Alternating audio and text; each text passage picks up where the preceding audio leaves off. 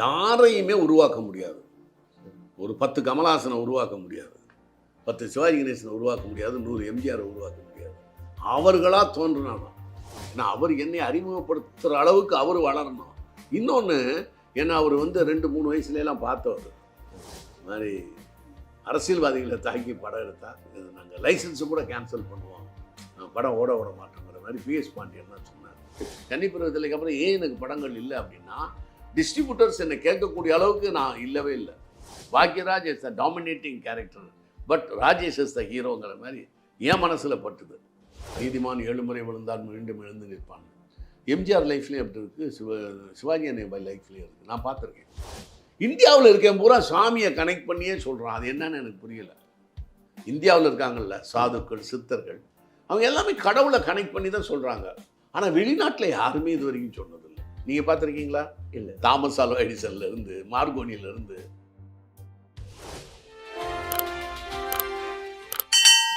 Wow தமிழா நேயர்களுக்கு வணக்கம். தமிழ் திரையுலகின் மூத்த நடிகர்கள் ஒருவரும் எம்ஜிஆர் திரைப்படக் கல்லூரியின் தலைவருமான ராஜேஷ் அவர்களை இப்போது நாம் சந்திக்கிறோம். வணக்கம். வணக்கம் சார். நீங்கள் திரையுலகுக்கு வர்றதுக்கு முன்னாடி ஆசிரியராக இருந்திருக்கீங்க. பொதுவாக அந்த படித்தவங்களுக்கும் சினிமாவுக்கும் கொஞ்சம் தூரம் அப்படின்னு சொல்லுவாங்க. ஆனால் நீங்கள் எப்படி அந்த ஆசிரியராக இருந்து அதுக்கப்புறம் திரையுலகத்துக்கு எப்படி வந்தீங்க? அந்த திரையுலகம் மேலே உங்களுக்கு எப்படி ஈர்ப்பா? திரையுலகத்தில் ஈர்ப்பானது நான் பல பேட்டிகளில் சொல்லியிருக்கேன். இந்த சின்ன பிள்ளையில் நான் வந்து படம் பார்த்தது எனக்கு நல்ல நினைவு இருக்கிறது. 1956 செப்டம்பர் ரிலீஸ் ஆச்சு தாக்கி பின் தாரம். அந்த படம் பார்த்தது நல்ல ஞாபகம் இருக்குது. சினிமா பார்த்துக்கிட்டே வரும்போது என்னை அறியாமல் அதில் ஒரு பயங்கரமான ஈடுபாடு. அதில் எம்ஜிஆர், சிவாஜி இவங்க 2 பேருடைய படங்களை பார்க்கும்போது நம்மளும் வரணுங்கிற ஒரு ஆசை மனசுக்குள்ளே இருந்துச்சு. அதை வெளியே சொல்லலாம். நான் அந்த மாதிரி ஒரு ஈடுபாடு தான், வேறு ஒன்றுமே இல்லை. அளவு கடந்த படம் பார்த்தேன். அது மாதிரி அதில் ஆர்வம் பிறந்துச்சு. நான் வரணும்னு நினச்சேன். எங்கள் அத்தை பையன் மகேந்திரன் வந்து அப்போ 59 ராஜா தேசிங்கிற படத்தில் உதவி இயக்குனராக போய் டிஆர் ரகுநாத்துக்கிட்ட சேர்ந்தார். சேர்த்து விட்டவர் மக்கள் தலைவர் எம்ஜிஆர். அப்போ நம்ம குடும்பத்துலேயும் ஒருத்தர் வந்து சினிமாவில் போய் சேர்றாருங்கும்போது ஏன் நம்மளாலேயும் முடியாதுங்கிற ஒரு எண்ணம் விதை விழுந்தது. அது எப்போன்னா, அவர் வந்து 1960 நான் அவரை மீட் பண்ணும்போது டிஆர் ரகுநாத்துக்கிட்ட இருக்கிறதாக சொன்னார். அப்போ அவர் ஆசை வந்துச்சு. அதான் வேறு ஒன்றுமே இல்லை. அது அப்படியே படிப்படியாக வந்துருச்சு. இன்னும் சொல்லப்போனால் எந்த ஒரு மனிதனும் உருவாக்கப்படுவதில்லை, படைக்கப்படுகிறான்ங்கிறது எனது ஆழ்ந்த நம்பிக்கை. இது மற்றவங்க ஒத்துக்காமல் இருக்கலாம். யாரையுமே உருவாக்க முடியாது. ஒரு 10 கமலஹாசனை உருவாக்க முடியாது, 10 சிவாஜி கணேசனை உருவாக்க முடியாது, 100 எம்ஜிஆரை உருவாக்க முடியாது. அவர்களாக தோன்றினாதான். அவர்களே அந்த படைக்கப்படுகிறார்கள். இதில் எந்த ஒரு மாற்று கருத்து. அது கூட நான் எவ்வளோ வேணாலும் ஆதாரங்கள் கொடுப்பேன். இப்போது உங்கள் உறவினர் தான் வந்துட்டு மகேந்திரன் சார். ஆனால் அவருடைய படத்தில் அறிமுகமாகாமல் மற்ற படங்களை பண்ணிவிட்டு அதுக்கப்புறம் அவர் படத்தில் பண்ணீங்க. அது என்ன காரணம்னா, முதல்ல முள்ளும் மலரும் உதிரிப்புகள் 2 தான் அவருக்கு வந்தது. அதுக்கப்புறமே நான் வந்துட்டேன். ஏன்னா அவர் என்னை அறிமுகப்படுத்துகிற அளவுக்கு அவர் வளரணும். இன்னொன்று, ஏன்னா அவர் வந்து 2-3 வயசுலாம் பார்த்தவர். அவரை நான் ஒரு 12 வயசில் பார்த்தேன். ஏன்னா அவருடைய 12-13 வயசில், புரியுதுங்களா? அப்போ அவருக்கு என்ன சின்ன பையனை பார்த்ததுனால என்னுடைய திறமையோ மற்றதோ அவருக்கு எப்படி அது வருங்கிறது சொல்ல முடியாது. மற்றவங்க என்ன ஒரு 20-30 வயசாக தானே பார்க்குறாங்க. அதனால் அவருக்கு வந்து என்னை போடும்போது மெட்டியில் போட்டார். அதை கூட செந்தாமரனை சொல்லி தான் போட்டதாக சொன்னார். இப்போ ஒரு தடவை நம்மளுடைய சுற்றுறேன். நானும் செந்தாமரன்னு ரொம்ப ரொம்ப அவரோட பழகிட்டு இருப்பேன். அப்போ அவர் தான் சொன்னார், அவனை போடியா ராஜேஷ் அப்படி இப்படின்னாரு. அப்போ மெட்டிலையும் அந்த ஒரு ரோல் ஒன்று வந்துச்சு. அந்த சமயத்தில் போட்டார். அந்த படத்தில் அவருடைய ரோல் ரொம்ப நல்ல ரோல். நல்ல ரோல் செந்தாமரன். அது எங்கள் உறவினர் ஒருத்தர் இருந்தார் அந்த மாதிரி. அதை இன்ஸ்பயர் அவருக்கு அந்த இன்ஸ்பிரேஷன். இப்போது கன்னி பருவத்திலே, அந்த நாட்கள், அச்சமில்லை அச்சமில்லை, இந்த 3 படமே உங்களுக்கு ஒரு மிகப்பெரிய மைல்ஸ்டோன். ஆமாம் ஆமாம். அது 3ல் உங்களுக்கு எது பெரிய டேர்னிங் பாயிண்ட் நீங்கள் நினைக்கிறீங்க? டேர்னிங் பாயிண்ட்டுன்னு ஒன்றும் இல்லை. கன்னிப்பருவத்தில் ரொம்ப பிடிச்சமான படம் அச்சமில்லை அச்சமில்லை. இன்னொன்று என்ன சொன்னீங்க? கன்னிப்பருவத்திலே அச்சமில்லை அச்சமில்லை, இது அந்தைய நாட்கள். அந்தைய நாட்கள் வந்து ஒரு ஒயிட் கேரக்டர். ஏறக்குறைய எப்போவுமே சினிமாவில் வந்து ஒன்று பிளாக் கேரக்டர் இருக்கும், இல்லைன்னா ஒயிட் கேரக்டர் இருக்கும், இல்லைன்னா கிரே கேரக்டர் இருக்கும். அந்த மாதிரி தான் இருக்கும். ஒயிட் கேரக்டர் மேக்ஸிமம் எம்ஜிஆர் தான் ஆக்ட் பண்ணுவார் பியூராக. அவருக்கு முரண்பாடுகள் மற்றவங்களால தான் வரும் மொழி, அவரால் யாருக்கு முரண்பாடு வராது. அப்போ எனக்கு வந்து அதில் ஒரு ஒயிட் கேரக்டர் எது இந்த அந்தைய நாட்கள். அது பாக்யராஜ் சாரை தான் பாராட்டணும். அந்த மாதிரி ஒரு பியூராக ஒருத்தரை வந்து அது இலக்கியத்தில் தான் சொல்லலாம். அதனால் சினிமாவில் சொல்ல முடியாது, வாழ்க்கையிலையும் சொல்ல முடியாது. அப்படி ஒரு கேரக்டர் கொடுத்தாரு. அது வந்து என்னுடைய பிஸ்னஸ்க்கு ஒரு இமேஜை கிரியேட் பண்ணிச்சு, ரொம்ப தூக்கி விட்டுச்சு என்ன அந்த ஏழு நாட்கள். எம்ஜிஆர் அவர்கள் கூட அதை பார்த்துட்டு வந்து ரொம்ப பாராட்டினார் அந்த ஏழு நாட்கள் படத்தை. பட் அச்சமில்லை அச்சமில்லை தான் என்னை வந்து ஒரு பெரிய லெவலில் ஒரு இண்டிவிஜுவல் ஹீரோவாகவும் என்னுடைய சம்பள உயர்வுக்கு காரணமே பாலச்சந்தருடைய அந்த படம் தான். அது வந்து என்னன்னா முதல்ல பூரா ஒயிட்டாக இருப்பேன், அப்புறம் வந்து கிரே கேரக்டராக மாறிடுவேன். அதாவது ஒயிட்டும் இல்லை பிளாக்கும் இல்லை, ரெண்டு மிக்ஸான கேரக்டர். காட் அண்ட் சாட்டன் அமால்கம்னு பேர். கடவுளும் சைத்தானும் கலந்த ஒரு விசித்திரமான ரச கலவைதான் மனிதன்னு சொல்லுவார் பெர்ட்ரண்ட் ரசல், இங்கிலாந்தினுடைய ஃபிலாசபர். அந்த மாதிரி ஒரு கேரக்டர். அதுதான் டேர்னிங் பாயிண்ட்றீங்க. அதுதான் ஒரு பெரிய அளவில் என்னை தூக்கி விட்டது. டேர்னிங் பாயிண்ட்டுன்னு சொல்ல முடியாது. அதாவது ஹாலிவுட்டில் ஸ்க்ரீன் பிளேல சொல்லுவாங்க, ஒரு 3 மேஜர் பிளாட் பாயிண்ட் வரும், மேஜராக டேர்னிங் பாயிண்ட். ஒரு 18-20 சின்ன பிளாட் பாயிண்ட்ஸ் வரும், சின்ன டேர்னிங் பாயிண்ட்டு. 7 தடவை அவன் கீழே விழுந்து விழுந்து எந்திரிப்பான். அதுதான் இயேசுநாதர் சொல்லுவார், நீதிமான் 7 முறை விழுந்தாலும் மீண்டும் எழுந்து நிற்பான். ஒருத்தன் சொசைட்டியில் நல்ல பேரோடு இருந்தான்னா, நல்லவனாக நடந்து கொண்டான் என்றால் அவன் வந்து 7 முறைக்கு மேலே விழுந்து எந்திரிக்க முடியாது. ஏன்னா அதுக்குள்ளே அவனுக்கு 90 வயசு ஆகிடும். எப்போவுமே ஒரு மனிதன் கீழே விழுகிறதுங்கிறதே 20-25 வயசில் தான் கீழே விழுவான். அந்த தடவை விழுந்து வரும்போது எவ்ரி 10 இயர்ஸ் போட்டாலே உங்களுக்கு வந்து 90 வந்துடும். அதனால் அவ்வளோதான். அது எனக்கு ஒரு பெரிய லெவலில் கொண்டு போனது வந்து கன்னி பருவத்தில் தான். அது சில்வர் ஜூப்ளி. அது மதுரையில் 35 வாரம் போச்சு. அதுக்கப்புறம் வந்து அந்த நாட்கள் நல்ல பேர் வச்சு 100 நாள் ஆனந்த் தியேட்டர்லேயே ஓடிச்சு. அப்புறம் அச்சமில்லை அச்சமில்லை எல்லா இடமே நல்லா போச்சு. அப்போ மக்கள் தலைவர் எம்ஜிஆருடைய ஆட்சி அப்போ நடந்துட்டு இருந்துச்சு. அவர் வந்து இந்த படம் பார்த்த பிறகு அவர் ஒரு பெரிய சட்டம் கூட போட்டார். இது மாதிரி அரசியல்வாதிகளை தாக்கி படம் எடுத்தால் பிஹெச்ஆர் பண்ணிட்டு தான் போட்டார். இது நாங்கள் லைசன்ஸை கூட கேன்சல் பண்ணுவோம், படம் ஓட விட மாட்டோங்கிற மாதிரி பிஎஸ் பாண்டியன்லாம் சொன்னார். அது ஒரு காலகட்டம். அதை எதிர்த்து நிறையா போராட்டம்லாம் நடந்துச்சு. அந்த போராட்டத்தில் நானும் கலந்துக்கிட்டேன். அதை போராட்டத்தின் போது வாணிமஹால்லையும் நடந்தது, அங்கேயும் கலந்துக்கிட்டேன். உண்ணாவிரத போராட்டம் இதில் நடந்துச்சு ஹைகோர்ட்டுக்கு முன்னால். அதில் நான் பார்ட்டிசிபேட் பண்ணேன். நான் உண்ணாவிரதம் இருக்கலை.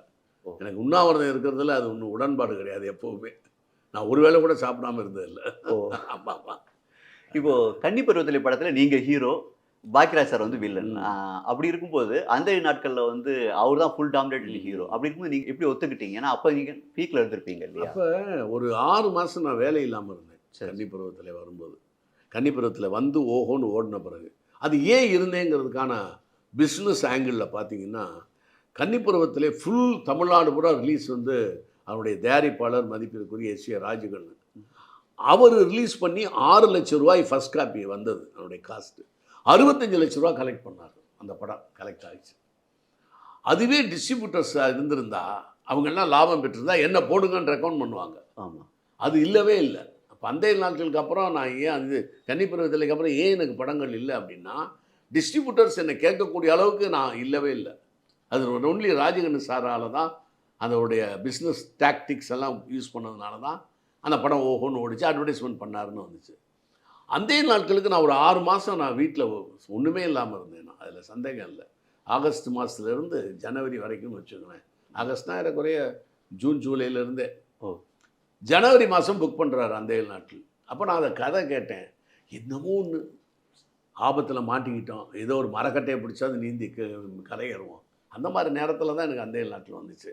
அந்த சமயத்தில் எனக்கு இந்த ஷேக்ஸ்பியரோடைய கிரிட்டிக் ஏசி பிராட்லி ஒரு அருமையான விஷயம் சொல்லியிருந்தார். Julius Caesar is the dominating figure but Brutus is the ஹீரோம்பார். ஜூலியஸ் சீசர் தான் பெரிய ஆள், ஆனால் புரூட்டஸ் இஸ் த ஹீரோம்பார். புரூட்டஸ் தான் இத்தனைக்கும் காட்டி கொடுத்தவன், கடைசியாக குத்துனவன். புரூட்டஸ் அம்மாவுக்கும் இவருக்கும் ஜூலியஸ் சீசருக்கும் ஒரு ரகசிய உறவு இருந்துச்சு. புரூட்டஸ் அப்பா செத்து போயிடுவார், இந்த அம்மா விடோ. இந்த அம்மாவுக்கும் ஜூலியஸ் சீசருக்கும் ஒரு தொடர்பு ஒன்று உண்டு. ஜூலியஸ் சீசர் கொஞ்சம் பெண்கள் விஷயத்தில் ஒரு பலகீனமானவர்.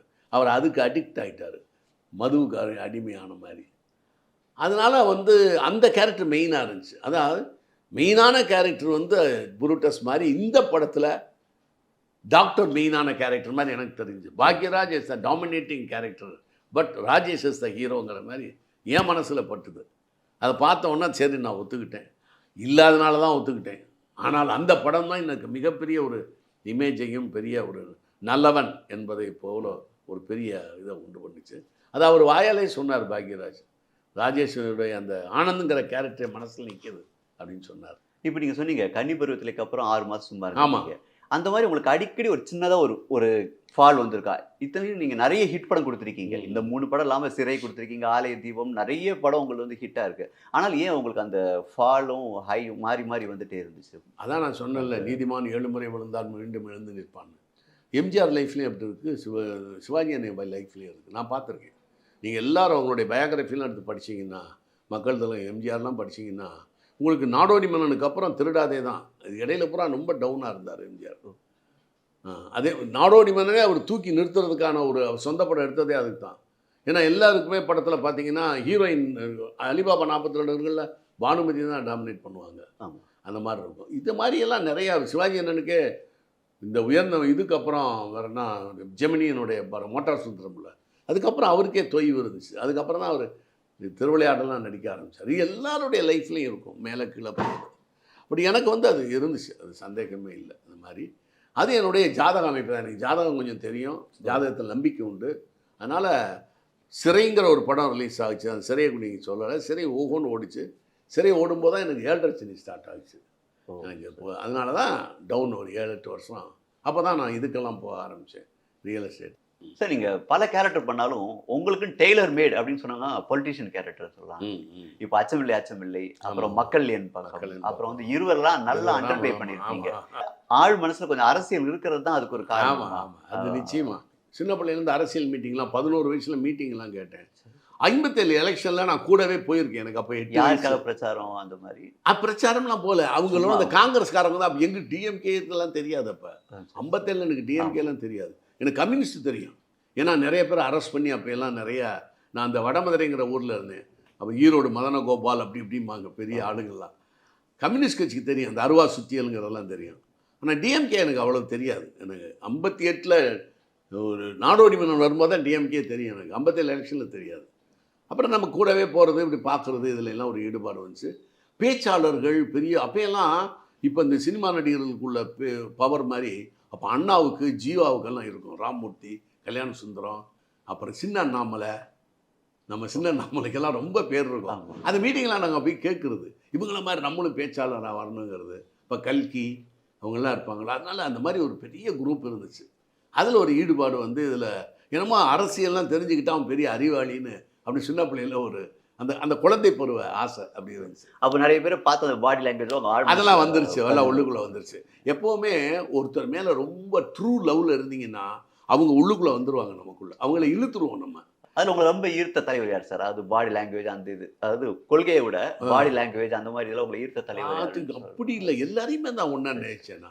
ரொம்ப நிதானமாக பேசுகிறதுல எனக்கு இவரை பிடிக்கும், பேராசிரியர் அன்பழகு. ஆமாம். அப்புறம் ரொம்ப கரெக்டாக பேசுகிறதுல கலைஞரை பிடிக்கும். தமிழ் இதில் வந்து எனக்கு நாவலரை பிடிக்கும், ரொம்ப அருமையாக பிடிக்கும்.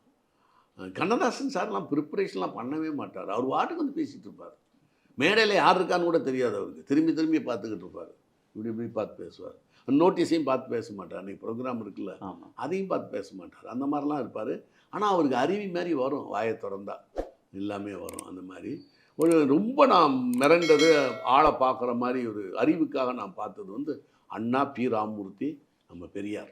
3 பேர் எனக்கு வந்து அறிவை வளர்த்துக்கணுங்கிறத வந்து எனக்கு இது பண்ணவர். ஆரம்ப காலத்தில் நான் வந்து ஒரு 6-7 வயசுல என்னை பாதித்தவர் தமிழ்வாணன். கல்கண்டில் போடுவார்ல சின்ன சின்ன துடுக்குகள்லாம், அதெல்லாம் படித்தா எங்கள் அம்மா சொல்லுவாங்க, இதை படிடா, நான் பெரிய அறிவாளி. நல்ல பாம்புன்னு ஒரு புத்தகம் படித்தேன். 56 57 வந்துச்சு. அந்த படிப்புக்கு எனக்கு சின்ன பிள்ளையில் எங்களுக்கு ஹீரோக்கள் அப்போ 3 தான் சார். எம்ஜிஆர் சிவாஜியோட ஹீரோக்கள் யார் தெரியுமா? எங்களுக்கு வந்து தமிழ்வாணன், ஜிடி நாயுடு, தானா பீனா சொக்கலால், ராம்சேட் பீடி. இவங்க தான் சின்ன பிள்ளையில் எங்களுக்கு ஹீரோக்கள். அவங்க என்னென்ன காலையில் செஞ்சாங்கன்னா நாங்கள்லாம் பேசி பெருசாக அந்த தமிழ்வாணை வந்து எழுதுகிற அந்த சங்கர்லால், துப்பறி சங்கர்லால்லாம் எங்களுக்கு சின்ன பிள்ளையில். அப்புறம் தான் எம்ஜிஆர் சிவாஜி எல்லாம் ரொம்ப சின்ன பிள்ளைங்க. நான் சொல்கிறது 7-8 வயசில் சொல்கிறேன் நான். ஆமாம். இப்போ எம்ஜிஆரோட உங்களுக்கு சிவாஜி மேலே அதிகமான ஒரு நெருக்கம் இருக்கு. ஆமாம், நல்ல காரணம் வந்து சிவாஜி அண்ணனோட ரொம்ப எம்ஜிஆர் 2 பேரும் ஒன்று தான். அவர் சிஎம்மாவும் அவரை நெருங்க முடியாமல் இருந்ததுனால மீட்டிங்ஸ் கம்மியாக இருக்கும். இவர்கிட்ட கொஞ்சம் அதிகமாக மீட்டிங்ஸ் இருந்துச்சு. அவரோட ஏதாவது மறக்க முடியாத அனுபவங்கள்? யார்கிட்ட? சிவாஜி என்னெல்லாம் ரொம்ப பெரிய, அதெல்லாம் நாள் கணக்கில் பேச வேண்டிய விஷயம் சார். அவங்க இந்த நாடகத்திலிருந்து வந்ததுனால சார் எல்லார்ட்டையும் பார்த்து பேசி ரொம்ப நெருக்கமானால் தான் க்ளோஸ் ஆவாங்க. இப்போ உதாரணத்துக்கு ஒரு மனிதன்கிட்ட நீங்கள் பழகும்போது பார்த்தீங்கன்னா 4 ஸ்டேஜஸ் இருக்கும். நோயிங், தெரிந்து கொள்ளுதல், அண்டர்ஸ்டாண்டிங், புரிந்து கொள்ளுதல், அப்புறம் இன்டராக்ஷன், அது உள்ளோடு உறவாடுவது, பெனட்ரேஷன், நீங்காத இடம் பிடிப்பது. இப்போ இந்த 4 ஸ்டேஜுக்கே சில பேருக்கு 50 வருஷம் ஆகிடும். 50 வருஷம் ஆகிடும். 50 வருஷம் கழித்து ஒரு ஐயக்கத்தனம் பண்ணுவோம். அப்போ தான் நமக்கு தெரியும், ஏன்னா இவ்வளோ நாள் பழகுறது. வடிவேல் சொன்ன மாதிரி, ஏன்டா இவ்வளோ நேரம் நான் திருடோம் நம்ம சகவாசம் வச்சிருந்தேன் அப்படின்னு. நேர காலங்கள் வரும்போது சில பேரை புரிஞ்சிக்க முடியும். சில பேர்கிட்ட ஓவர் அன்பாக இருப்போம். ஒரு நாளைக்கு 45 வருஷம் 50 வருஷம் அன்பாக இருந்து ஒரு சின்ன விஷயத்தில் நம்மளை முரண்பட்டு போயிடுவான். இப்போ இவ்வளோ நாள் நம்ம வாழ்ந்த வாழ்க்கையை வீணா அப்படின்னு கமல் கேட்பார்ல ஒரு படத்தில். ஒருத்தர் நான் பழகுனது பொய்யா மகாநதியா, இன்னொரு படத்தில் கூட கேட்பாரு, அப்போ நீ லட்டு கொடுத்தியா அது பொய்யா அப்படின்னு சொல்லி கேட்பாரு. அதெல்லாம் பொய்யா, இது உண்மையா அது உண்மையா, அது பெரிய விஷயங்க. அது அந்த அந்த நோயிங் அண்டர்ஸ்டாண்டிங்கில் வரும்போது சிவாஜி அண்ணனுக்கெல்லாம் ஒரு 87 88 நான் பூரணமாக புரிஞ்சுக்கிட்டார். ஆரம்பத்தில் பிரியம் இருக்கிறது வேற. உங்கள் மேலே பிடிக்கிறவர்களை விட உங்களை புரிந்து கொண்டவர்களை நீங்கள் புரிந்து கொள்ள வேண்டும். இப்போ ரஜினி சார் இருக்கார், கமல் சார் இருக்கார், விஜய், அஜித்லாம் இருக்கார். அவர்களை பிடிக்கிறவங்க கோடிக்கணக்கில் இருப்பாங்க. ஆனால் அவர்களை புரிந்து கொண்டவர்கள் எத்தனை பேர்? அது இருக்குல்ல, அதை நீங்கள் புரிந்து கொள்ள வேண்டும். அதான் உங்கள்கிட்ட உள்ள பெரிய நம்மளை புரிஞ்சுக்கிட்டாங்கிறது இருக்கு பாருங்க. அதுதான் சார் உலகத்தில் பெரிய கிஃப்ட்டு. எவ்வளோ பேர் நம்மளை பிடிக்கும், எவ்வளோ பேர் பழகுவாங்க, எவ்வளோ பேர் நேசிப்பாங்க, வாழ்ந்திருப்பாங்க, நம்ம கூட ட்ராவல் பண்ணியிருப்பாங்க. ஆனால் யாரும் நம்மளை புரிந்து கொள்கிறார்களோ முழுமையாக ஓரளவு இருக்குது. அது சிவாஜி என்னை புரிஞ்சுக்கிட்டார் 87க்கு அப்புறம். அதில் உங்கள் நடிப்பில் நிறைய சிவாஜியோடைய சாயல், அதை அவரு கண்டுபிடிச்சது பண்ணி நான் சொன்னார். அவர் முத வந்தவுடனே என்னடா எந்த மாதிரியே இருக்கான் அப்படின்னு சொல்லியிருக்காரு. அப்புறம் ஒரு நாள் இந்த காஸ்டியூம் நடராஜன் என்ன ஒருத்தர் இருந்தார், அவர்கிட்ட சொல்லியிருக்காரு, டேய் அவடு நானும் வேஷம் கட்டி நின்னா யார் சிவாஜின்னு தெரியாதுடா அப்படின்னு சொல்லியிருக்காரு. ஒரே மாதிரி ஒரு வேஷம், கர்ணனோ இல்லை ஏதோ ஒரு வேஷம் கட்டி, சாதாரணமாக இந்த மாதிரி ஸ்ட்ரெயிட் பார்ட் இல்லை, கேரக்டர் பார்ட் இருக்குல்ல, வீரபாண்டிய கட்டபொம்மனோ அது மாதிரிலாம் வேஷம் கட்டி நின்னோம்னா யார் சிவாஜின்னு தெரியாதுடா அப்படின்னு சொல்லியிருக்காரு, பாராட்டியிருக்காரு. அப்புறம் ஒரு தடவை அவர் சொல்லியிருக்காரு, இந்த மாதிரி எல்லாரும் என் மேலே பிரியமாக இருக்காங்க, எவ்வளோ கோடிக்கணக்கான ரசிகர்கள் இருக்காங்க, இவன் ஏன் என்கிட்ட ரொம்ப பிரியமாக இருக்கான்னு எனக்கு தெரியலை அப்படின்னு சொல்லியிருக்காரு சிவாஜி என்ன. அப்புறம் எம்ஜிஆர் என்ன பாராட்டியிருக்காரு. ஜானகிமா சொன்னாங்க, ரொம்ப நல்ல டைப்பு, நல்லா ஆக்ட் பண்ணுறான் அவன். நீங்கள் அவரை பார்த்தது இல்லையா? எம்ஜிஆர் எவ்வளோ பழகிருக்கேன் சார், 4 வருஷம். இந்த மீட்டிங்ஸ் இருக்கு பார்த்தீங்களா, அந்த சந்திப்புகள், இந்த சந்திப்பு எம்ஜிஆர்ட்ட ஒரு 10-15 இருந்துச்சுன்னா இவர்கிட்ட 50 இருக்கும். சிவாஜி 2 பேரும் அதை நினைவு பெருசாக தந்திருக்காங்களா உங்களுக்கு? எம்ஜிஆர் எனக்கு ஒரு பேரலல் பாரில் எக்ஸசைஸ் பண்ணுறது அது வச்சுருக்கேன் நான் எம்ஜிஆரோடைய இது. சிவாஜி என்கிட்ட ஒரு வாட்ச் வாங்கினேன், அவர்கிட்ட சொன்னேன், இந்த மாதிரி எம்ஜிஆர்ட்ட அதை வாங்கியிருக்கேன், நீங்கள் ஏதாவது கொடுங்க அப்படின்னு. அவர் ஒரு வாட்ச் கொடுத்தாரு, இதை எடுத்துகிட்டு வர மறந்துட்டேன், இன்றைக்கி ஞாபகம் இல்லை எனக்கு. அது ஒரு வாட்ச் கொடுத்தாரு, அப்போ 56 57 வாங்கின வாட்ச். அதனால் ரிப்பேர் பண்ணி வச்சுருக்கேன், கீழே விழுந்துருச்சு, அது அதெல்லாம் போட்டு ரிப்பேர் பண்ணி. இப்போ தமிழ் சினிமா பார்த்தீங்கன்னா பல்வேறு காலகட்டங்களில் இரு துருவங்களா 2 பேர் அப்படி வந்துட்டே இருக்காங்க. இப்போ எம்ஜிஆர் சிவாஜி, அதுக்கப்புறம் ரஜினி கமல், அதுக்கப்புறம் அஜித் விஜய், இந்த 3 எண்ட்லயும் நீங்க நடிச்சிருக்கீங்க. ஆமா 3 பேரோட நடிச்சிருக்கேன். எம்ஜிஆர் மட்டும் நடிக்கல, அவங்க நெருக்கமா பழகிருக்கீங்க. அதுல உங்களுக்கு என்ன வித்தியாசம் தெரியுது? இந்த 3 ஜெனரேஷனுக்கு என்ன வித்தியாசம்? அது ஜெனரேஷன் சார், அந்த பழைய கால ஜெனரேஷனை தனி சார், அவங்க குடும்பமா பழகுவாங்க. இப்போ அவங்க அப்படி பழகுறது இல்லை. ரஜினி கமல் சார்லாம் ஓரளவுக்கு இருந்தாங்க. ஏறக்குறைய எம்ஜிஆர் சிவாஜியில ஒரு 70-80% ரஜினி சாரும் கமல் சார் இருந்தாங்க. இப்போ அஜித் விஜயெல்லாம் சாதாரண ப்ரொஃபஷனலாக இருக்காங்க. அது காலகட்டம், சமுதாய மாற்றம் தான் காரணம். இந்தியாவில் நம்ம வீட்டில் ஒரு பிரச்சனையை நான் போய் சிவாஜி கிட்ட சொல்லுவோம், எம்ஜிஆர்கிட்ட சொல்லுவோம், தீர்த்து வைப்பார். அப்புறம் இப்போ கூட ரஜினி சார்ட்டையெல்லாம் நான் பேசுகிறேன். இப்போ கூட என் மகனுக்கெல்லாம் அட்வைஸ் பண்ணார் நிறையா ரஜினி சார். அதேமாதிரி கமல் சாரும் பண்ணுவார். அது கமல் சார் ரஜினி சார் ஏறக்கூடிய 70% இருக்காங்க எம்ஜிஆர் சிவாஜி மேலே, குடும்ப பாங்கா இருக்குது. இப்போ இவங்கெல்லாம் பக்கா சமுதாயம் மாற்றம் சார், இவங்க மேலே குறையே கிடையாது. சமுதாய மாற்றம் ஒரு காரணம். எல்லாரும் வீட்டுக்குள்ளே வருவாங்க. இப்போ வீட்டுக்குள்ளே வந்தாலே ஏதோ ஒரு கேமரா வச்சுட்டு போயிடுறான்னு ஒரு இங்கிலீஷ் படத்துல எல்லாம் பயப்படுறாங்க. அது மாதிரி பிரைவேசி போயிடுச்சு இல்லை, இப்போ பிரைவேசி சுத்தமாக போயிடுச்சா சார். உங்களுக்கென்றே நீங்கள் வாழ முடியலையே, நீங்கள் எங்கே போகிறீங்கன்னு நீங்கள் ஃபோனை வச்சே கண்டுபிடிச்சிடலாமே போலீஸ். முந்தியெல்லாம் கண்டுபிடிக்கிறது கஷ்டம் இல்லை. ஆமாம், இப்போ கமலோட நீங்கள் நிறைய படம் பண்ணீங்க. நிறைய படத்தோட 3 படம் பண்ணேன். பட் ரொம்ப க்ளோஸாக நல்லா படம். மகாநதி நல்லா இருக்கும். கமல் சார் பெரிய அறிவாளி சார். அவரோட உங்களுக்கு எதுவும் அனுபவங்கள்? நல்ல அனுபவம் சார். வீடு நான் ஒரு கட்டின வீடு விற்றேன், பதறிட்டார். அதெல்லாம் சொல்லக்கூடாது. ரொம்ப பதறிட்டார். என்ன வீட்டை வித்துட்டீங்களா? அப்படி சேர்லேருந்து எந்திரிச்சு வந்துட்டார். வீட்டை வித்துட்டீங்களா? நீங்கள் அந்த காசை கொடுத்துருங்க, நான் கொடுத்துட்றேன், வீடை திருப்புங்க, நீங்கள் வீடை எப்படி விற்கலாம் நீங்கன்னாரு. இல்லை இல்லை விற்றுட்டேங்க, நான் அட்வான்ஸ் வாங்கிட்டேன் பெரிய அளவில் அப்படின்னு சொன்னேன். அந்த எந்திரிச்சு அந்த பதட்டம் இருக்குது பார்த்தீங்களா? அதாவது இங்கேருந்து பேசுறது, இங்கேருந்து பேசுறது, இங்கேருந்து 3 இது டைப் இருக்குது. இப்போ ஒரு சாதாரணமாக ஒரு ஒரு ஒரு இங்கே கீழே வேலை பார்க்குறாங்கல்ல, ஏய் சாந்தகுமார் இருந்தால் இந்த ஃபைல் எடு அப்படிங்கிறதுக்கு இங்கே தான் பேசுவோம் நம்ம. அது எந்த ஒரு உணர்வும் இருக்காது. இப்போ போலீஸ்காரவங்கெல்லாம் வக்கீல்லாம் எங்கேருந்து பேசுவாங்க? இங்கே ராயப்பட்டாவா, வீடு எங்கே இருக்குது, ராயப்பட்டாவா, இந்த ஆளை எப்போ சந்திச்ச அப்படிங்கிறது இங்கேருந்து வரும். அப்படி இங்கேருந்து வர்றது இருக்குது பார்த்தீங்களா, அது ரொம்ப ட்ரூ லவ் அது. அப்போ இங்கேருந்து தான் பேசினார் கமல் சார். நான் பார்த்தேன் அதை. என்ன அப்படி சொல்கிறீங்க, வீடை விட்டுட்டீங்களா அப்படிங்கிற மாதிரி இப்படி வந்தார். ஏன்னா வீடை விட்டு 92 தான். அதுக்கப்புறம் இப்போ 2 வீடு கட்டிட்டேன்னு வைங்களேன். அது சொன்னதில் அது ஒரு பதட்டம் ஒன்று. அப்புறம் இன்னொன்று, இங்கே ராஜகண்ணன் சார் தான் என்னை ப்ரொடியூசர் இது பண்ணுவார். அவருக்கு 3 பொண்ணுங்க. அப்போ நான் சொன்னேன் வந்து, அவரையோ நீ கமல்கிட்ட பழகுறீங்கள, கொஞ்சம் படம் எடுக்கிறது சொல்லியா அப்படின்னாரு.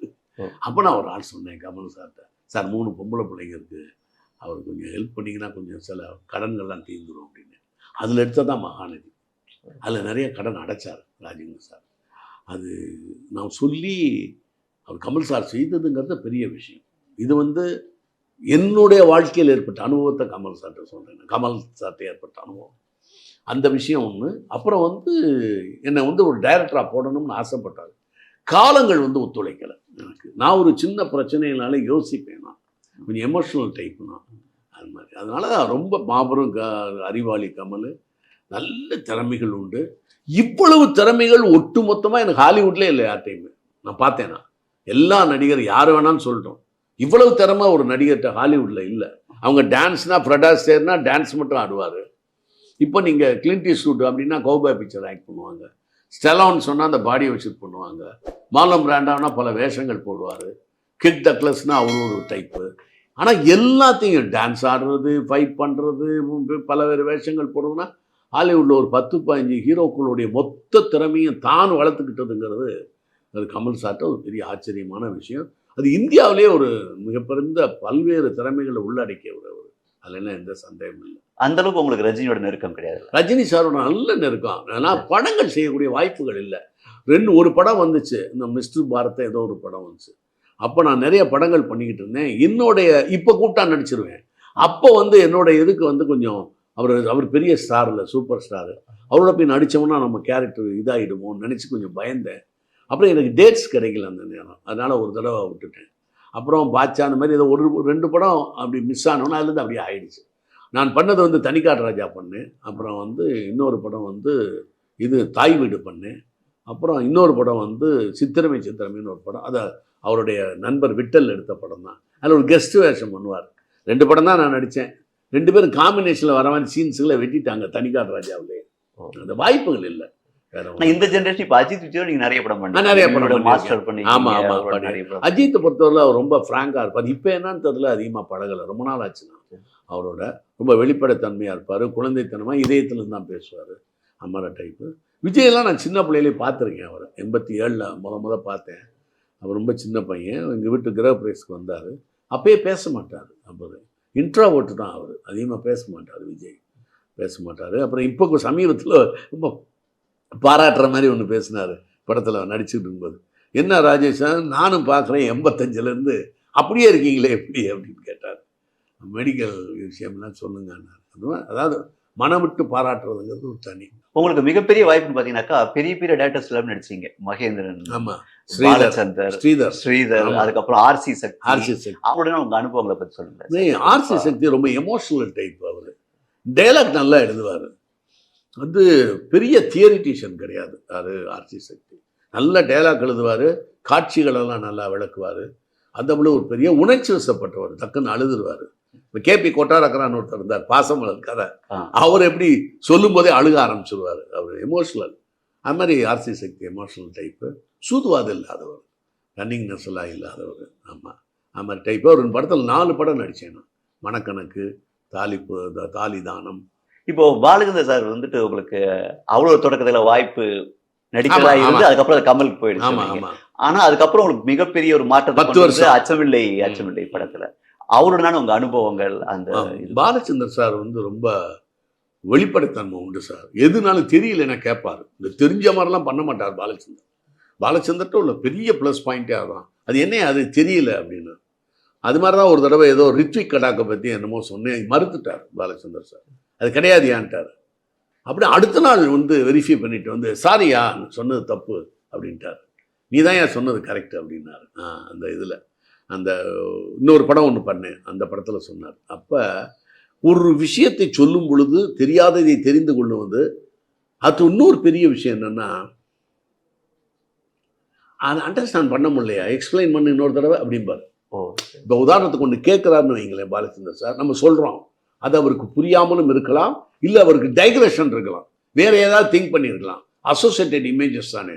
ஒரு நிமிடத்திற்கு 40 சிந்தனைகள் மாறுதுங்கிறான். ஒரு நிமிடத்துக்கு 60 செகண்டில் 40 டைவர்ஷன் வருங்கிறான் பிரெயினில். உங்கள் கண்ணை பார்த்துக்கிட்டே நான் பேசினாதான் நான் கான்சென்ட்ரேட் பண்ண முடியும், இல்லைன்னு நீங்களும் என்னை பார்த்துக்கிட்டே இருக்கணும். அப்படி இருக்கும்போது நான் சொல்றது ஒன்றும் இல்லை, பிரெயினில் வந்து 63,000 கோடி நியூரான்ஸில் எங்கேயாவது ஒன்று ஃப்ளிக்கரிங் பண்ணி வேற பக்கம் போயிடுவோம். அப்படியும் பாலச்சந்தருக்கு போயிருக்கலாம், இல்லை அவருக்கு புரியாமலும் இருக்கலாம். இந்த ஸ்டார்டம் மெயின்டைன் பண்ணுறதுன்னு இருக்குல்ல, எதை எடுத்தாலும் சொல்லுங்க எல்லாமே புரியுதுங்கிற மாதிரி இருப்பாங்க நிறைய பேர். அப்படி இருக்க மாட்டார் பாலச்சந்தர். ஐ டோன்ட் அண்டர்ஸ்டாண்டு, திருப்பி எக்ஸ்பிளைன் பண்ணியா அப்படிம்பாரு.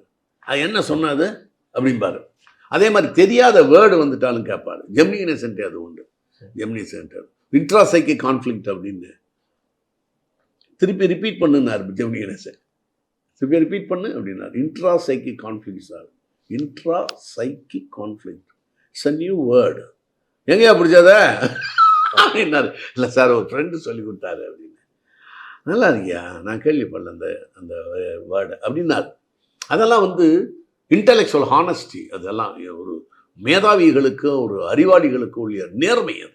அதே மாதிரி பாலச்சந்தர் அந்த மாதிரி தான். தெரிஞ்ச மாதிரிலாம் பண்ணவே மாட்டார்.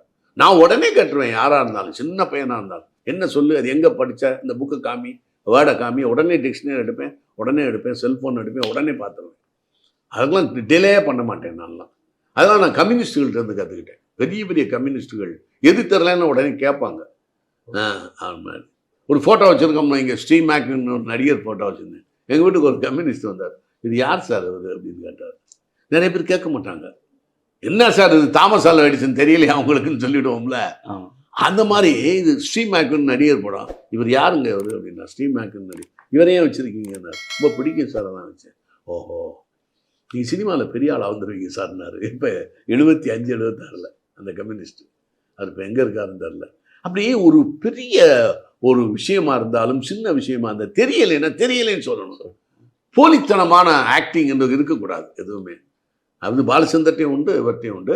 ஸ்ரீதர் சார்ட்ட ஒரு பெரிய விஷயம் என்னன்னு கேட்டிங்கன்னா, கடுமையான விமர்சனம். அவரை பண்ணுங்களேன், நீங்களாம் இதுவரைக்கும் எந்த படம் நீங்கள் பண்ணலை, என்ன சார் பண்ணீங்க படம் இப்படின்னு அவர் விமர்சனம் பண்ணுங்க. சிரிச்சுக்கிட்டே இருப்பார் சார்.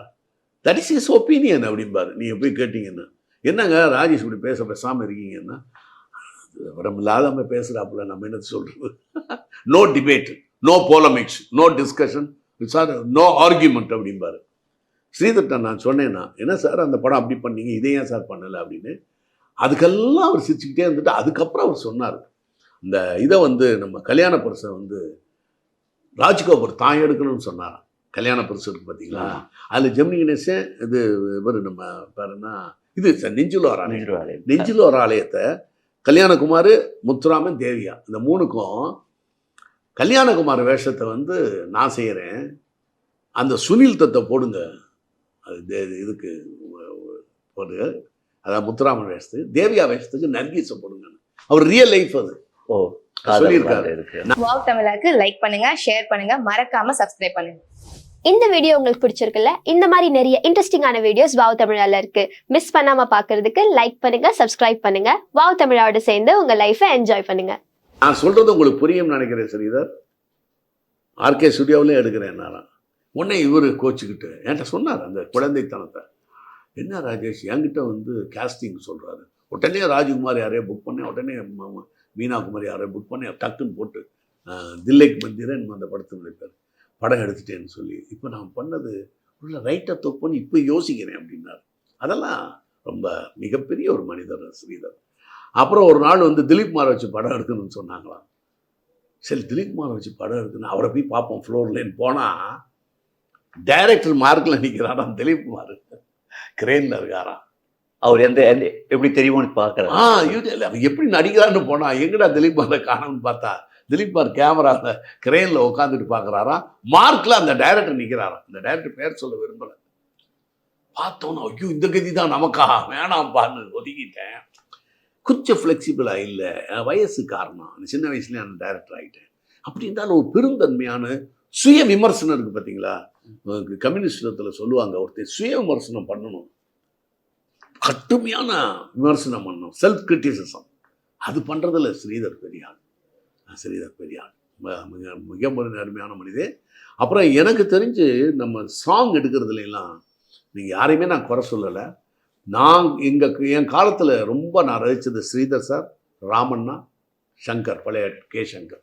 சாங் அப்படி எடுப்பாங்க. அப்புறம் ஸ்ரீதர் சார்ட்ட ஒரு எமோஷ்னல் பைண்டிங் இருக்கும். எல்லாருக்கும் எமோஷனல் இருக்கும்னு நம்ம ஃபீல் பண்ணக்கூடாது. இப்போ நீங்கள் நெஞ்சில் ஒரு ஆலயம், கல்யாண பரிசுலாம் பார்த்தீங்கன்னா அந்த எமோஷ்னல் இருக்குது பாருங்களா சாங், அதெல்லாம் பிச்சு எடுத்துருவார் ஸ்ரீதர். ரொம்ப அது ரொம்ப பிடிக்கும் எனக்கு. நான் இவ்வளவு தூரம் பேசுனதெல்லாம் நான் குழந்தைத்தனமாக இருந்திருக்கேங்கிறது எனக்கு இப்போ தெரியுது, எவ்வளோ அசிங்கமாக பேசியிருக்கோம் ஸ்ரீதர் சார்ட்ட அப்படின்னு. அப்புறம் ஸ்ரீதர் சார் கோபு சார்ட்ட சொல்லிக்க அது பதிவாகிருக்கு. டே ராஜேஷ் சாதாரண நினைக்காத, நிறையா விஷயம் தெரிஞ்ச ஆள், சினிமாவை பற்றி நிறையா நாலேஜபிள் பர்சன் என்னை பாராட்டியிருக்கார் ஸ்ரீதர். கோபு சார்ட்ட சித்ராலய கோபு அதை பதிவு பண்ணியிருக்காரு அப்படின்னு மாதிரி. இப்போ நீங்கள் வந்து ஒரு எழுத்தாளராக இருக்கீங்க, நடிகராக இருக்கீங்க, யூடியூபராக இருக்கீங்க, பல்வேறு தளங்களில் ட்ராவல் பண்ணியிருக்கீங்க. நீங்கள் டைரக்ட் பண்ணல சார்? உங்களுக்கு டைரக்ட் பண்ணலாம்னு எனக்கு ஒரு ஆசை இருந்துச்சு சார். 42-43 வயசில், இப்போ 73 ஆகுது. எனக்கு சார் சில பிரச்சனைகள் வந்து முடிஞ்சுட்டா டைரக்ட் பண்ணலான்னு இப்படியே காலம் கடந்துருச்சு. அது மகேந்திரன் சொல்லுவார், அலை எப்போ ஓய்கிறது மீன் எப்போ பிடிக்கிறதும்பார் டைரக்டர் மகேந்திரன். கஷ்டமெல்லாம் தீர்ந்துட்டா கல்யாணம் பண்ணணும்னா கடைசி வரைக்கும் கல்யாணம் பண்ண முடியாது. என் பிரச்சனையெல்லாம் தீர்ந்துச்சுன்னா நான் டைரக்ட் பண்ணுறேன், கடைசி வரைக்கும் பிரச்சனை தீராது அப்படின்னு சொன்னார் எனக்கு ஒரு தடவை. அது என்னன்னு தெரில. இன்னும் நான் ஜாதகத்தை நம்பினதுனால எனக்கு இன்னும் வாய்ப்பு வரலன்னு தான் நினைக்கிறேன். நான் ஸ்க்ரீன் பிளேலாம் படித்தேன் நிறையா. ஸ்க்ரீன் பிளே, கதை எப்படி எழுதுறது, எல்லாமே வசனம், இதெல்லாம் எல்லாமே. அதனால தான் இந்த போஸ்ட் வந்து நம்ம வந்து வித்தைக்கு ஒரு வித்தாகன ஆவாயினா இதில் ஜோசியத்தில், எனக்கு நாடி ஜோதிடத்தில். அப்போ இவ்வளவு நாள் சேர்த்து வந்ததுக்கெல்லாம் ஒரு சரியான திறமை என்றாவது ஒரு நாள் பயன்பட்டே தீரும்பார் பெட்டன் ரசல். சரியான திறமை என்றாவது ஒரு நாள் பயன்பட்டே தீரும்னு. இப்போ சிஎம் எனக்கு இந்த போஸ்ட் கொடுத்தது கூட ஒருவேளை அங்கேருந்து நான் ட்ராவல் ஆகி இவ்வளோ வருஷம் வந்ததில் ஒரு சரியான இடத்துல வந்து அமர்ந்திருக்கணும் அப்படிங்கிற மாதிரியான ஒரு. இப்போ நீங்கள் இதை பற்றி சொன்னதால இப்போ திரைப்பட கல்லூரிக்கு வந்திருக்கீங்க. முன்ன பார்த்தீங்கன்னாக்கா ரஜினிகாந்த், நாசர், சிரஞ்சீவி நிறைய பேர் வந்து திரைப்பட கல்லூரியிலிருந்து வந்திருக்காங்க. இப்போ கொஞ்சம் குறைஞ்சிருச்சோ? அது இல்லை சார், இங்கே இப்போ கோர்ஸே இல்லை. இப்போ இல்லை கோர்ஸு. இன்னொன்று, அப்போ தெரிஞ்சுக்கணுங்கிற ஆவல் இருந்துச்சு எல்லார்ட்டையும். ரஜினி சார்லேருந்து நீங்கள் எல்லாரையும் பார்த்தீங்கன்னா சில விஷயங்களை அவங்க கற்றுக்கிட்டாங்க. தேடல் இருக்கும்போது உங்களுக்கு கற்றுக்குவீங்க. இப்போ வர்ற பையங்க எல்லாருமே இப்போ இருக்கிற இப்போ நடிப்பு கிடையாதா இங்கே? இப்போ இங்கே நடிப்பு இல்லை, இது எடுத்துட்டாங்க. 2002, 2003 இதில் இயக்கம் அதெல்லாம் இருக்குது. இயக்கம் 6 சப்ஜெக்ட் இருக்குது, 6 சப்ஜெக்ட். அனிமேஷன்லாம் இருக்குது, அதெல்லாம் இருக்குது. இப்போ அந்த ஆக்டிங்கை கொண்டு வரணுங்கிறது நான் ஆசைப்படுறேன். அது எப்படின்னு தெரியல. இப்போ வர்ற எல்லாருமேங்க, நாங்கள்லாம் இப்போ சின்ன பிள்ளையா இருக்கும்போது, நான் வந்து சின்ன பிள்ளைன்னா நான் ஒரு 20-25 வயசில் கேஷினா தேட்டரில் ஒரு படம் வருதுன்னா 6 நாள் டெய்லி பார்ப்பேன். கேஷினா தேட்டரில் ஒரு படம் வந்துச்சுன்னா, இங்கிலீஷ் படம் பிரமாமல் இருக்குன்னா டெய்லி ஈவினிங் ஷோ, ஸ்கூல் கெலடே ஸ்கூலில் வேலை பார்த்தேன், நேராக வந்துடுவேன் 6 மணிக்கு. படம் பார்த்துட்டு தான் நான் போவேன் என் வீட்டுக்கு. அதெல்லாம் இப்போ இல்லைங்களே. உங்களுக்கு எல்லாமே டிவியில் வந்துருச்சு, ஹோம் தியேட்டரில் வந்துருச்சு, நெட்ஃப்ளிக்ஸுங்கிறீங்க, அமேசான்ங்கிறீங்க, இங்கே அமுக்குனாலே போதுமே.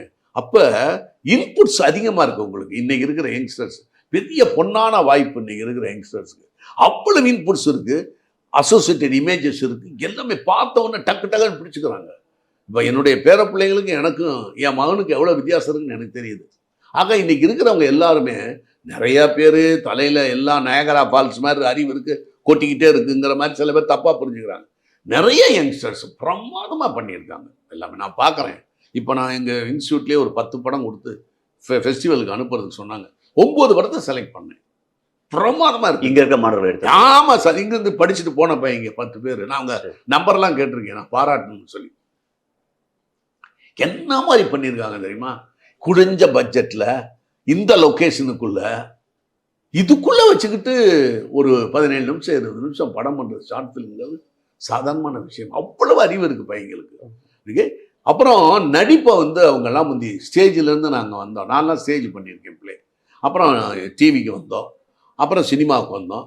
அப்போ இதெல்லாம் இருக்கும்போது இன்றைக்கி இருக்கிறவங்க ஈஸியாக கிராஸ் பண்ணிடுறாங்க. அது ஐக்கியூ காரணம், இன்றைக்கி இருக்கக்கூடிய வாய்ப்புகள். அப்போ எல்லா நடிகர்களுமே எல்லா மனிதர்களும் நடிகர்கள் ஆவார்னு மார்க்ஸ் எழுதினார். எல்லாருமே பின்னால் கலைஞர்கள் ஆகிடுவார்னார் மார்க்ஸ். அது இப்போ நடந்துட்டு இருக்கு. எனக்கு எல்லாருக்குமே ஆக்டிங் மேலே ஆசை வந்துருச்சு. அது மாதிரி நீங்கள் திரைப்பட கல்லூரிக்கு மட்டும் இன்சார்ஜா இல்லை திரைப்பட நகரம் இது ஃபுல்லாகவே அப்படி பார்த்தீங்கன்னா முன்ன வந்து நிறைய ஷூட்டிங் நடந்துட்டு இருந்துச்சு. இந்த சென்னை தான் வந்துட்டு சவுத் இந்தியாவுக்கு கேபிட்டலாக இருக்கு. இப்போ எல்லாருமே ராமோஜி ராவ் ஃபிலிம் சிட்டி அப்படின்னு போயிடுறாங்க. அந்த அளவுக்கு நம்ம வந்து அது முதலாளிகள் கையில் இருக்கு. இது இப்போ நானே ஒன்று செய்யணும் அப்படின்னால நான் எழுதி கவர்மெண்ட்டு கேட்டு அவங்க பெர்மிஷன் கொடுக்கணும். இப்போ என்கிட்டே ஃபுல் பவரும் கொடுத்து என்ன பவர் கொடுத்து செய்ய முடியாது கவர்மெண்ட். இதை மேம்படுத்துறீங்க என்ன திட்டம்லாம்? நான் திட்டம் வச்சிருக்கேன். நான் இந்த மாதிரி நிறைய திட்டம் சிஎம்டி சொல்லியிருக்கோம். இப்போ சிஎம்ஐ மீட் பண்ண போகிறோம் 10 நாளில். அதனால் இந்த 6 டிபார்ட்மெண்ட்டுக்குமே 6 எக்ஸ்பீரியன்ஸ்டு விசிட்டிங் ப்ரொஃபஸர்ஸ் மாதிரி போட்டு அவங்களெல்லாம் கொண்டு வந்து இங்கே வச்சு இது பண்ணணும். பையங்க எல்லாருமே திறமையாக இருக்காங்க சார். அவங்களுக்கு கொடுத்தா போதும் சார். இன்னைக்கு இருக்கக்கூடிய பையங்களாம் அவன் நம்மளுடைய சீனியாரிட்டியை பார்த்து மரியாதை கொடுக்குறான வழிய அவனுக்கு ஏதோ ஒன்றும் தெரியல நம்மளா நினச்சிக்குவான். ஆனால் ப்ராடக்டை கொடுக்கும்போது அவனுடைய திறமை தெரியுது. உண்மையிலேயே அங்கே லாஸ்ட் இயர் படிச்சுட்டு போன பையங்க 9 படம் பிச்சு எடுத்துட்டாங்கங்க. கண் கலங்கிட்டேன். நான் ஒரு 5-6 தடவை அழுதுட்டேன். ஒரு 10-15 கண் கலங்கிட்டேன். அழுதுதே 5-6 தடவை அழுதுட்டேன். டிவிலையோ எப்படி இருக்கு அந்த மாதிரி அது தெரியல சார். நான் இன்னும் இது பண்ணல, கேட்கணும். நாங்கள் ஃபெஸ்டிவலுக்கு இப்போ அனுப்பிச்சிட்டோம் 9 படத்தையும். சாதாரண படம் இல்லைங்க, பிச்சு எடுத்தாங்க. நடிப்பும் அப்படி நடிக்கிறாங்கங்க. எல்லாரும் நல்லா நடிக்கிறாங்க. நல்ல எடிட்டிங். இந்த 6 டிபார்ட்மெண்ட்லையும் பிச்சு எடுத்துட்டாங்க. அதெல்லாம் சந்தேகம் இல்லை. சும்மா ஃபார்மாலிட்டிக்காக நான் பாராட்டவும் இல்லை. நம்ம ரொம்ப ஜாக்கிரதையாக இருக்கணும் அவங்களோட இருக்கும்போது. நம்ம காலாவதி ஆகிடக்கூடாது அப்படின்னு இருக்கேன் நான் தான். இப்போ நீங்கள் பிஸ்னஸில் போய் அங்கேயும் சக்ஸஸ் ஆகிட்டீங்க. ஆனால் நீங்கள் யோசிக்கலையா இந்த விஷயம்? உங்களுக்கு வந்து கலை உலகத்துலேயே இருக்கும்போது நமக்கு பிஸ்னஸ் செட் ஆகுமா அப்படின்னு நீங்கள் யோசிக்கல? எப்படி திடீர்னு? எனக்கு ரியல் எஸ்டேட் உண்மையிலே தெரியாது. அப்புறம் அதுக்கு போய் இருக்கும்போது என்னுடைய உதவிக்கு என்னுடைய ஆட்கள்லாம் இருந்தாங்க.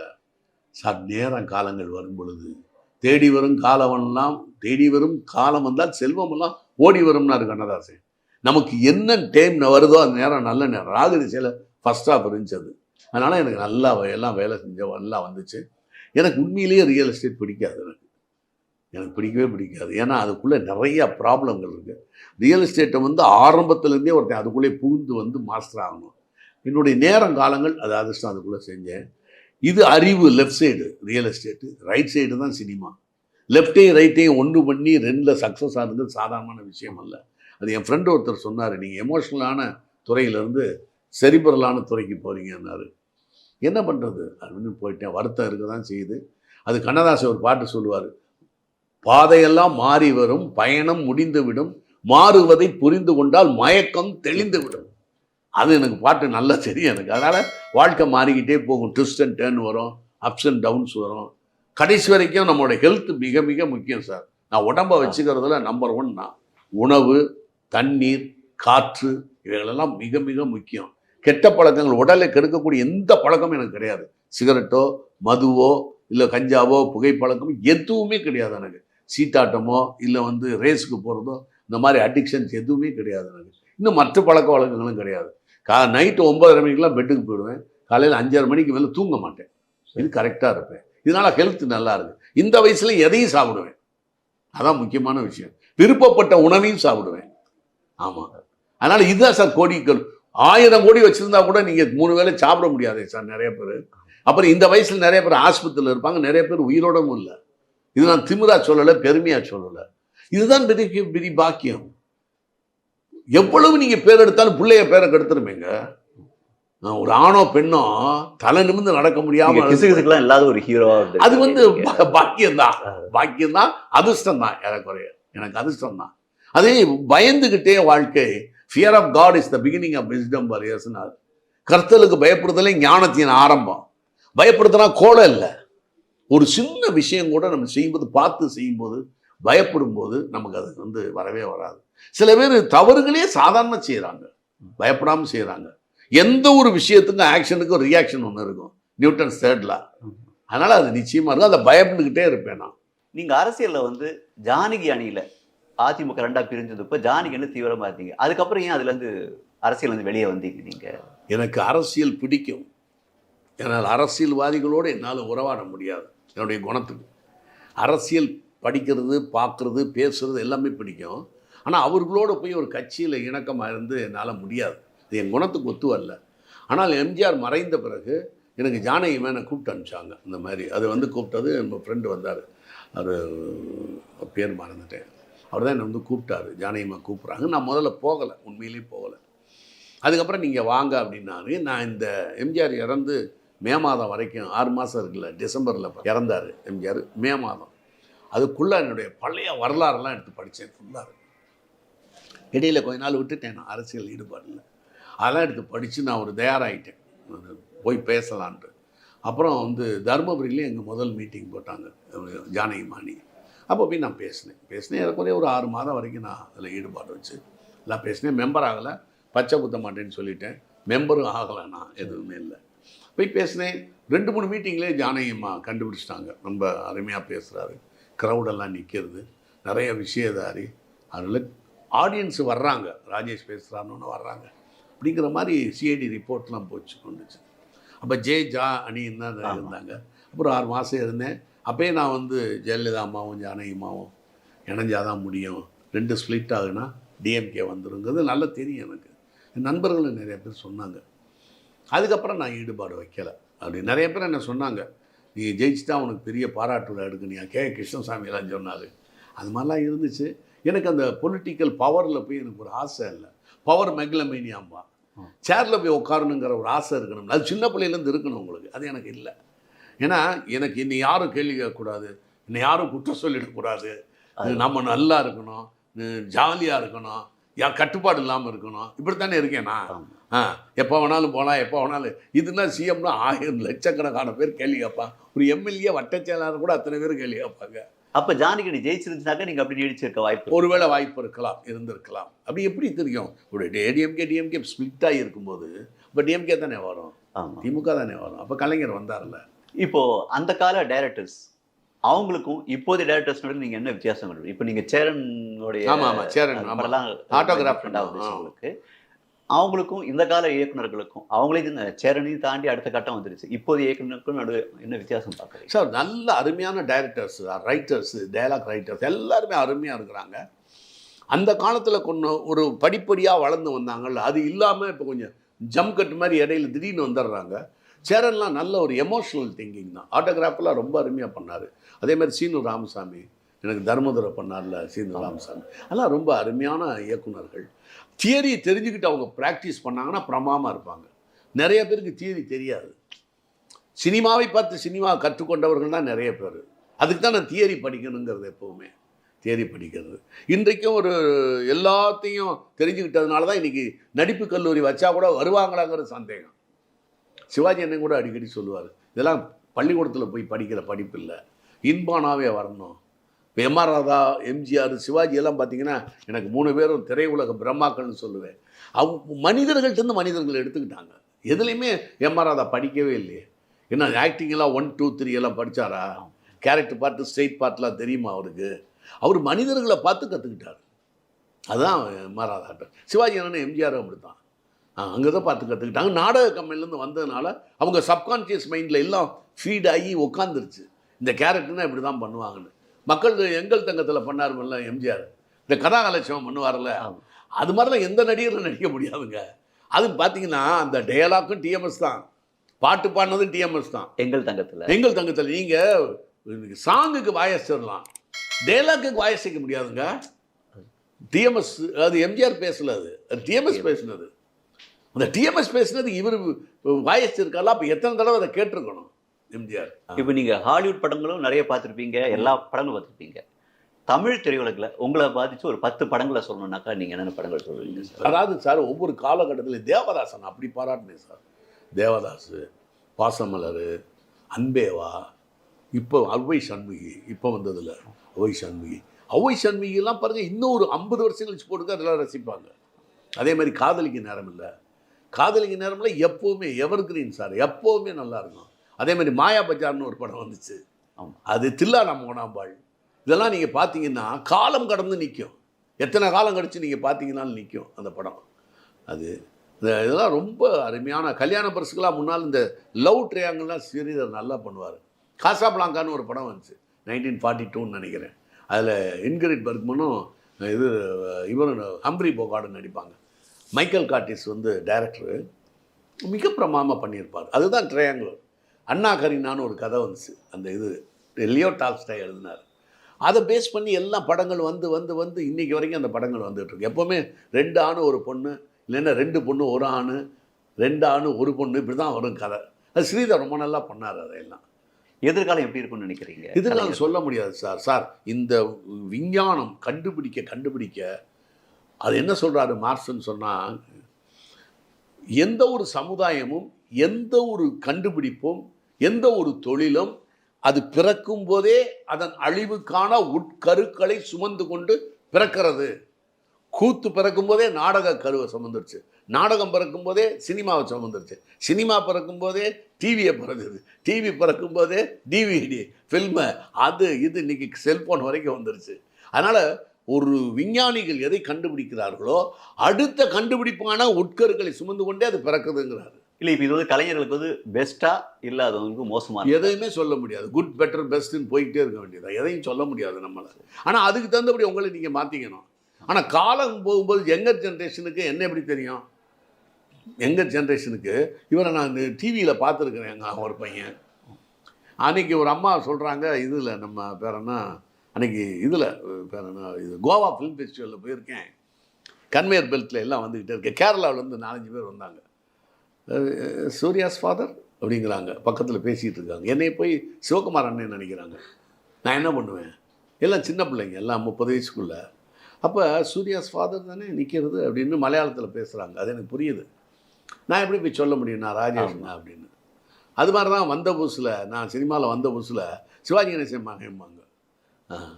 இது ஒருத்தருடைய ஃபேஸ் ஒரே மாதிரி இருக்கிறதுல உடனே இவங்களாம் கற்பனை பண்ணிக்குவாங்க. இப்போ இந்த ஐஸ்வர்யா ராஜேஷ் ஏமாகான்னுட்டு இருக்காங்க. ஐஸ்வர்யா ராஜேஷ் தெலுங்கு, ராஜேஷ் பேர், அவங்க அப்பா பேர் ராஜேஷ், அவங்க அப்பாவும் டீச்சராக இருந்தவர், அவங்க அப்பாவும் சினிமா நடிகராக இருந்தவர். இந்த 3 பொருத்தம் வந்ததுனால ஏமாகான்ட்டாங்க. எப்படியா ஏமாகான்னு சொன்னீங்கன்னு கேட்டேன். கண்ணு பெருசாக இருக்குல்ல. இப்போ இந்த சினிமாலேருந்து நிறைய பேர் டிவிக்கு வர தயங்குவாங்க. ஆனால் நீங்கள் ஸ்விட்ச் ஆஃப் பண்ணிட்டீங்க. என்ன ரீசன்? அது என்ன காரணம்னு கேட்டால், அமெரிக்காவிலலாம் பொது வாழ்க்கையில் வந்ததே 48 டிவி வந்துருச்சு. 1948 டிவி முதலே வந்துருச்சு, அது வேறு. அண்ட் பப்ளிக் யூஸுக்கு 48 வந்துருச்சு. அங்கே வந்த உடனே உங்களுக்கு சினிமா லேசாக டவுன் ஆனப்பறம் தான் சினிராமா, சக்கராமா, 70mm சினிமா ஸ்கோப் இதெல்லாம் கண்டுபிடிக்க ஆரம்பித்தாங்க, தியேட்டருக்கு ஆட்களை கொண்டு வரணும்னு. அதனால் சினிமாவின் குழந்தை டிவிங்கிறதுனால இந்த பரிணாம வளர்ச்சியில் நம்ம உள்ளே போயிடணும்னு சொல்லி தான் நான் டிவியில் நடித்தேன். நானும் சுகாசினி மேடமும் 2 பேரும் ஜோடியாக நடித்து மகேந்திரன் டைரக்ட் பண்ணி பிளாக் அண்ட் ஒயிட்டில் தூர்தர்ஷனில் எடுத்தாங்க. அது தெரியுமா உங்களுக்கு? எவ்வளோ பெருசு. 81, 82 என்ன நீங்கள் ஞாபகம் இல்லை எனக்கு அந்த படம். 2 பேரும் நடித்தோம், ஜோடி ஹஸ்பண்ட் அண்ட் ஒய்ஃப் மாதிரி. இப்போ இத்தனை வருஷத்தில் திரும்பி பார்க்கும்போது ரிக்ரெட்ஸ் இருக்கா? இதை நம்ம பண்ணியிருந்திருக்கலாம் அந்த மாதிரி இருக்கும் சார். அதான் சொன்னேன், திருப்தி அடையாத மனிதனின் பேராசை. எனக்கு ரொம்பலாம் ரிக்ரெட்ஸ் கிடையாது. நான் எல்லாரையும் கம்பேர் பண்ணி பார்ப்பேன். பெர்ட்ராண்ட் ரசல் 8 காரணம் வருத்தத்துக்கும் 8 காரணம் இது சொல்லுவார். கான்கொஸ்ட் ஆஃப் ஹாப்பினஸ்னு ஒரு புக்கு போடுவார். அதில் பார்த்தீங்கன்னா 8 காரணம் சொல்லுவார். அதை நீ விரும்பாமல் விட்டுட்டீங்கன்னா 16 சொல்லுவார். அது பூராமே உனக்கு ஹாப்பினஸ்ஸாக இருக்கும். காம்படிட்டராக யாரையுமே நினைக்கக்கூடாது. அது மாதிரி போகும்போது எனக்கு அது திருப்தியாக தான் இருக்குது. எல்லாரையும் கம்பேர் பண்ணும்போது, நிறைய பேரை கம்பேர் பண்ணும்போது நம்ம வாழ்க்கை ராஜா வாழ்க்கைன்னு நினைக்கணும். எவனோது ஒருத்தர் இல்லாதவனை பார்த்துக்கிட்டு நம்ம வாட்டுக்கு நம்ம வாழ்க்கையில் அது எனக்கு இல்லை, இது எனக்கு இல்லை, எனக்கு கடைசி வரைக்கும் நிம்மதியாக இருக்காது. இவ்வளோ நேரம் கருத்துக்களையும் அனுபவங்களையும் சொன்னதுக்கு ரொம்ப நன்றி. ரொம்ப நன்றி சார், ரொம்ப நன்றி. வணக்கம்.